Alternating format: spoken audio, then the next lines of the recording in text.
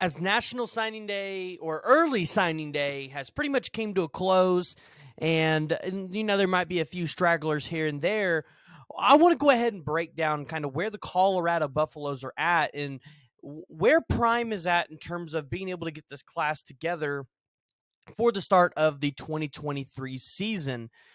Listen, Prime and the staff necessarily didn't make huge splashes yesterday, but they definitely made some headway with this roster and potentially could have a good start to 2023, but it's going to be very similar to a team that we saw here in 2022 in the Oklahoma Sooners.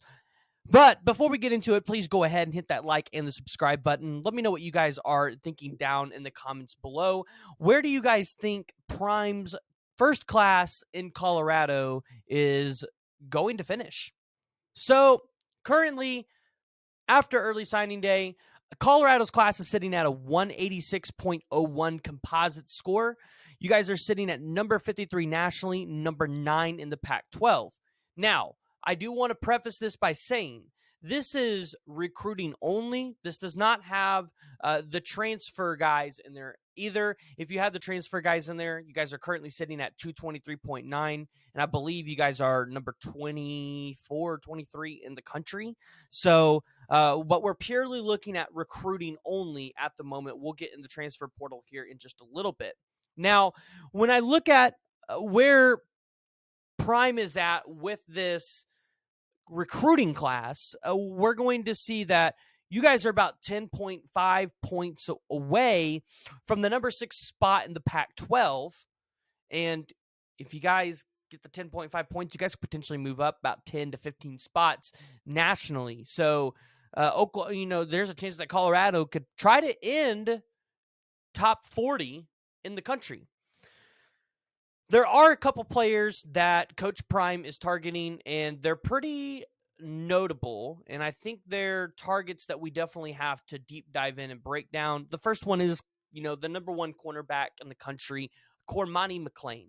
So, by no new news, this is something that Coach Prime was able to do last year in the 2022 class by going out there and stealing Travis Hunter. I mean, robbing Florida State and really the country blind by being able to take Travis Hunter and bring him to Jackson State, where Travis Hunter was able to succeed not only on the defensive side of the ball and be one of the more highly rated defensive players in the SWAC, but also on the offensive side of the ball as well.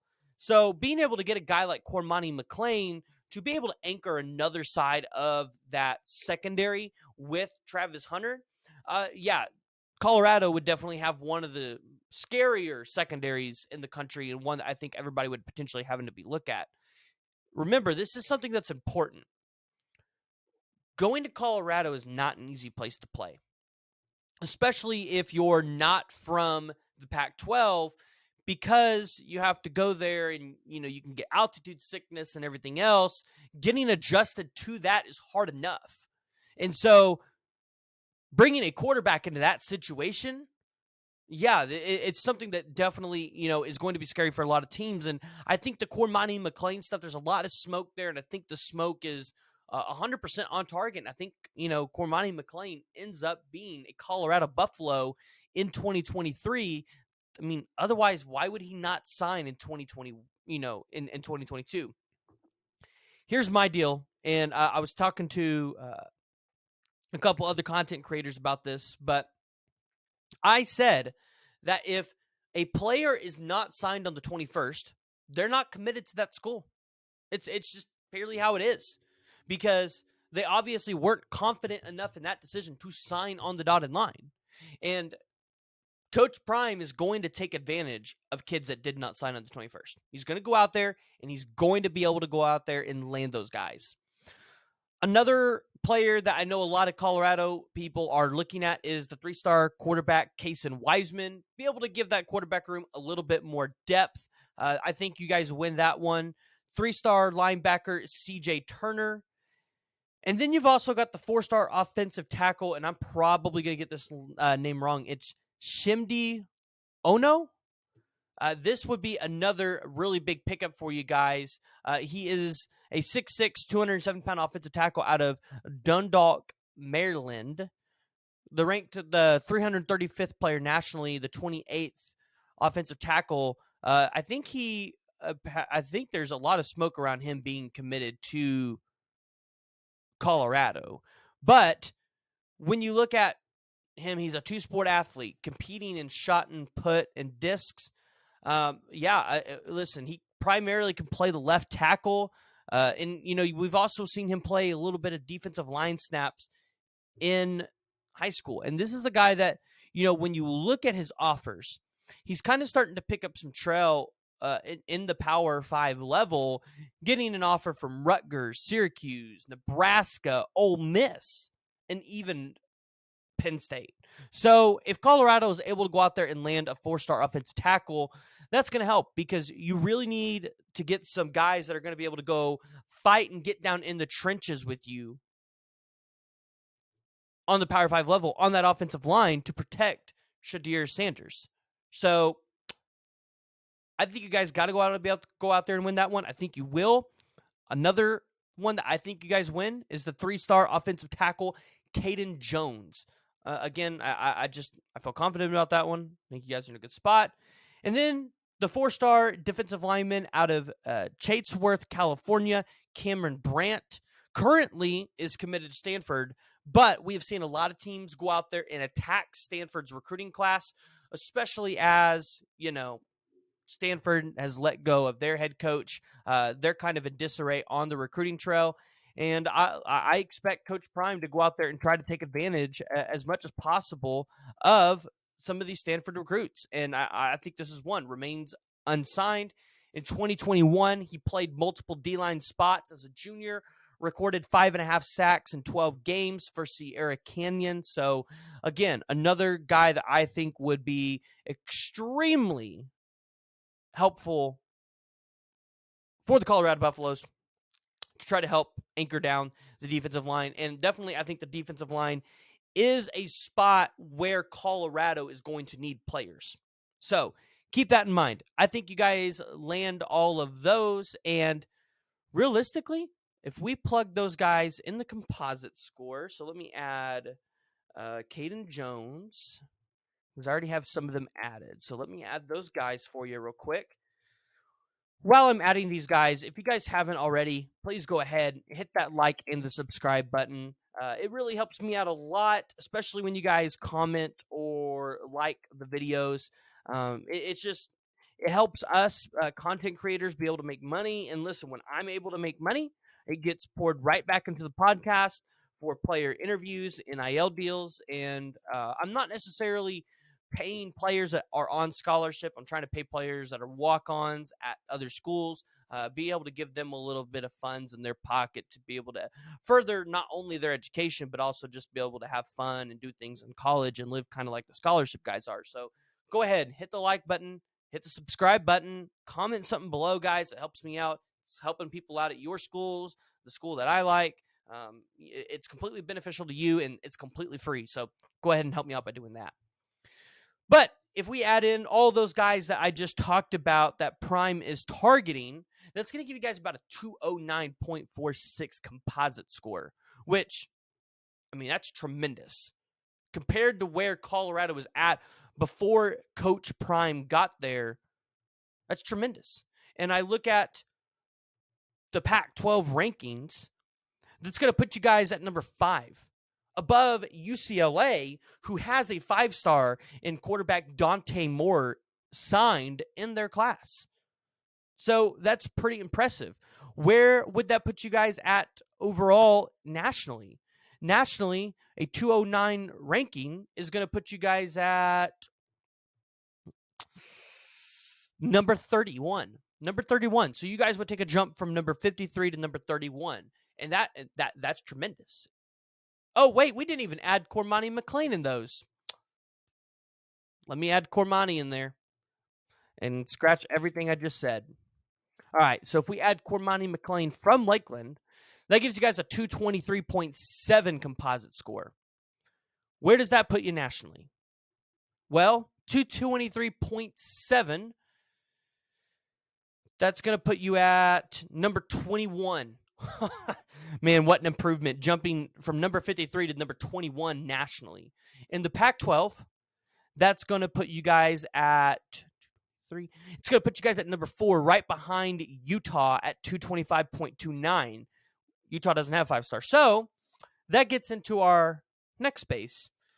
There are a couple players that are not signed that I think Coach Prime, Tim Brewster, and this staff need to be able to go out there and target. The first one is 4-star tight end from Folsom, California. Again, another commit that is committed to Stanford, Walker Lyons. This is a guy that he's a top 200 player. I think a guy that could come in and make an immediate impact, a guy that Shedeur could throw the ball to, and he could definitely be a weapon and a target. I definitely think you guys have a good shot at being able to land him if Coach Prime really goes in and tries to land him. Another guy that I think you guys need to be able to go out there and land, and Sean Lewis definitely should be able to go out there and attack, is the 4-star wide receiver out of Haywood, California, Tayshawn Lyons. So Tayshawn Lyons, he's a 6'2", and a half, 165-pound wide receiver. Listen, his body is pretty slender, and he's got a good frame. If he added a little bit more weight, he would be a tremendous talent. He was offered by the Buffaloes on the 4th, so he does currently hold an active offer from you guys. He did do track and field and also plays basketball. In the spring of 2022, he ran 100-meter of 11.3, 11.11, and 11.30. And in the 200-meter times, he did a 22.37, 23.01, and 23.23. So definitely adds some pretty good speed to that room. And again, I think another guy that, especially as a true freshman, I think could, be a big impact on that offense. Other guys that I think you guys need to be looking at: the 4-star defensive lineman out of Macon, Georgia, Xavion Hardy. He's currently committed to South Carolina, but I think it's somebody that you guys could potentially try to go out there and flip. The 4-star defensive lineman out of New Albany, Indiana, William Spencer. The 3-star defensive lineman out of Monroe, Louisiana, Matthew Fobbs. One thing I like about this kid, and one thing I think you guys have a shot here, he was offered by Coach Prime at Jackson State. Again, another top 100 player, a 4-star cornerback out of Gardena, California. I know he does currently hold an offer from you guys. Roderick Pleasant. This is a guy that, maybe he doesn't start above Cormani and Travis Hunter, but he's able to provide depth at that position. 4-star safety from Red Oak, Texas, Warren Robinson. Again, a guy that could come in, make an immediate impact in that secondary, could play right away. A guy that I think you guys definitely need to be targeting. 4-star running back from Montgomery, Alabama, Jeremiah Cobb. Currently crystal ball to land at Auburn, but you guys have Dylan Edwards. But you need a couple more running backs in there, people that can provide a little more depth. Iron sharpens iron. I think this is a good guy to be able to go out there and grab. And then a 3-star running back from Miami, Florida, Javian Simpkins. So, yeah, that's where, this class could end up. I'm still confident that you guys maybe could land a top 25 recruiting class. I don't think it's out of the realm of possibility. I mean, shoot, we just looked at it, and, with the guys that we know he's targeting right now, you're looking at a 223.7 composite score. So, yeah. Go out there, Coach Prime. Go get it. Go get these guys. It would be definitely a tremendous offering for you. Okay, let's go ahead and let's jump in to the transfer portal, because I think this is where you guys are really probably making the most headway, and you guys are definitely making a splash throughout college football. So right now, you guys are sitting at about a 223.9 composite score, combined ranking, transfer portal, plus what you guys have done in the recruiting trail. Definitely one of the top recruiting classes, or one of the top transfer portal classes that we've seen so far.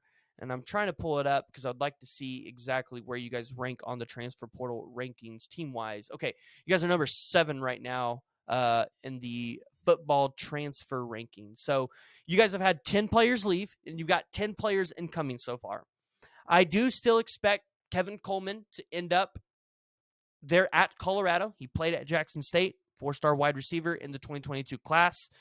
But there are a couple targets that I am excited about to see. Hey, does Coach Prime go out there and get these guys? And here's the thing. I think Coach Prime has an opportunity to be able to go out there and land good skill players, right? Skill guys, I think they have a chance to end there. We'll start off with the 4-star cornerback out of Virginia Tech, Fentrell Cypress. Highly coveted dude throughout college football. A guy that I would love to see playing right here in my backyard, Norman, Oklahoma, for the Sooners. But I think Colorado has a chance to be able to go out there and land him, especially with, who, and I'm going to call him Deion right here, right? Especially for who Deion is and, what his brand is and what he did as through the NFL. I think, being able to go out there and get cornerbacks and safeties is going to be his niche, something that he's really good at. So, Coach Prime, go out there and grab him. The 4-star safety from Syracuse, Jahad Carter. Again, another highly coveted transfer portal guy. I think you guys can go out there and land him. 4-star wide receiver, Dante Cephas out of Kent State. I know he's currently crystal balled to end up at Penn State, but why is he not signed papers to end up at Penn State yet? That's beyond me. I think Dante Cephas is waiting for the in-home visits to be able to start up again and waiting for your guys' offensive coordinator. I'm totally blanking on his name now. Coach Prime and Tim Brewster and those guys to be able to come in there and seal the deal for him and see what they can offer. 4-star running back, Marshawn Lloyd from South Carolina. I think it would be another great option. You got to be able to get guys in that room. Iron sharpens iron, especially with the quarterback position. That's going to be what intrigues me for Colorado. It's you can't just rely on Shedeur Sanders because that's what Oklahoma did, right? We got Dylan Gabriel in the portal last year. We named him our starter. Luckily, you guys did not make that. Sean Lewis did not do that, right? And that's good on your part because other quarterbacks can potentially see some competition in that room, and therefore they would want to transfer there. So I think a quarterback that I would love to see you guys go out there and grab is Luke Altmaier from Ole Miss, because I think he's highly talented. And I think he's a guy that could compete with Shedeur Sanders for that starting job. And at least, if you get him, he transfers out next year. At least he provided depth, and you guys had a good backup quarterback for this year while you guys try to figure something out in the 2024 class for your future quarterback position. Because there's a lot of good quarterbacks in 2024. One of them, 5-star quarterback, Dylan Raiola, who just decommitted now. We're going to I think you guys are pretty low on the totem pole for that right now, but you guys could try to make some headway up there, but we'll see as that recruitment goes on.